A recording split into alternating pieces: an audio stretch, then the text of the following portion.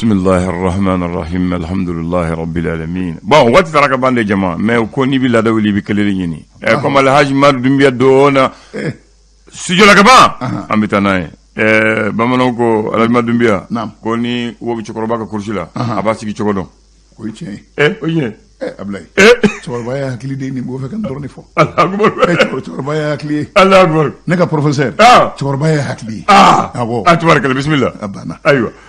naka Abdoulaye kuma bibu amma wa uzu billahi minash shaitanir rajim bismillahir rahmanir rahim namu bi araba bi araba yi Shikatola. jen karot le bisaba sama fla ani mwani kili Abdoulaye an shira hera la kan tle hera la ouais gafo bambolo bien kuma chama kede anga sana yo so na bamako aba mi gouvernement ni entemi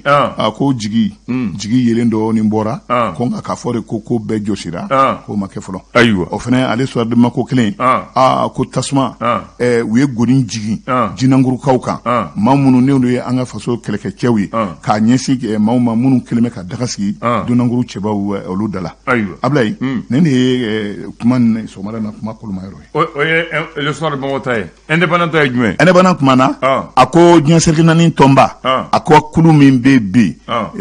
ako ay dantegeli ka onye de mi comité de suivi de l'accord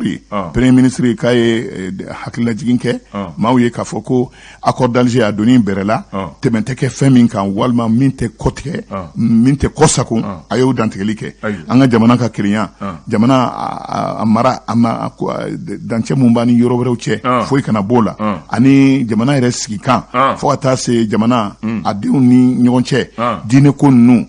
fonko nyonko kana ko la mashikana nyigi nyorola ko koni wuli ka jo fofu te bo la o mona boye ale ber tomboktu officier mbe mokto la noy Mohamed Ould Isaye uye ani kene karababo mawfe Ablaye Ali Sini munu ni olutigu madon les échos wele eko wele kumana abako mi ye samba flani mwa ani fla o karatawi ko kore ante sensena ka kulu kelen sigi mi ni o kelen PDB karata kuma fo ka labenu kuma fo ne kanye organe unique de gestion des élections ahonga premier ministre Choguel Kokala Maïga o ka bana ta mun fo CNT chebawi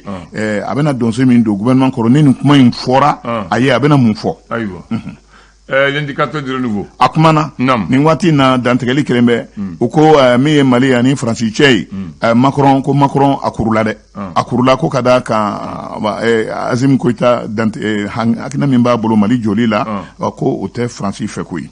o mangabo isa minye bingani basketi hukumu konna la kafo cheni musoya tanamunun chena basket kelawni anyemgo ni basketezu ni nyonche ako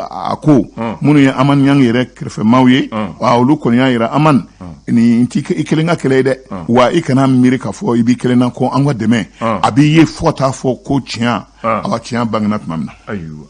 ni jugu gere niye matla nouvel horizon awa jensenen tomba akabolo fara min yishini bella kana koma kunu olu isigiri dokwe uko malikola ministre Chebaw ukanka tu enfer jensenen tomba akabolo fara min yishini bella kana ma ale ka kuma keroi akoko beta munable ko fen fla de be mine no bunu sinsin oka accord d'Alger o doni berela ani Mali chamanche aka basigi ku ka kuma fi mana jema abere bolo de ka aywa informateur kuma na cheba mi ni Azim Koita ale de bien ami yentem ka grevu akalla nyini a chana nogoya cheba ni ikandu made ako ne na awdeme o ko la wa ana sirasro ne Azim Koita kanyoyi aywa na sirasro na kera o tekele koni baragala ba fo amba ikakele le pelikan ga kujono pelikan kumana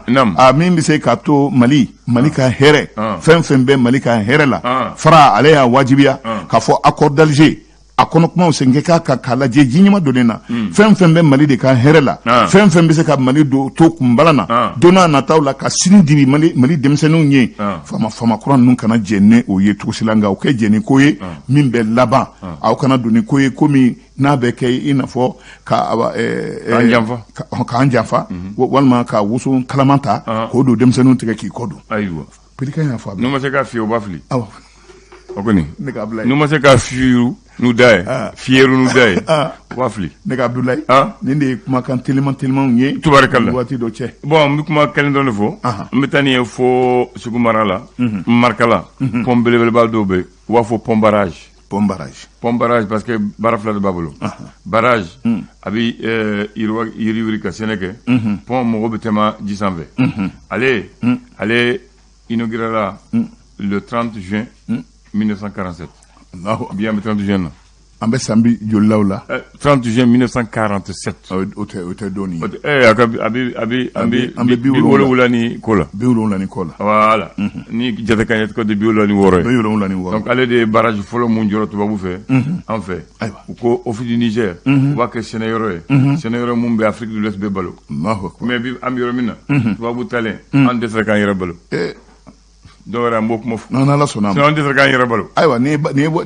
balawu ye dɛ nin ye balawuba de min kun dabɔra farafinna tilebi jamanaw ka jiginɛ kama anw ka jamana kelen penin o dɛsɛra k'anw balo kuma filɛ an t'an yɛrɛ ɲininka an b'an yɛrɛ ɲininka awɔ Dumbuya Ala jite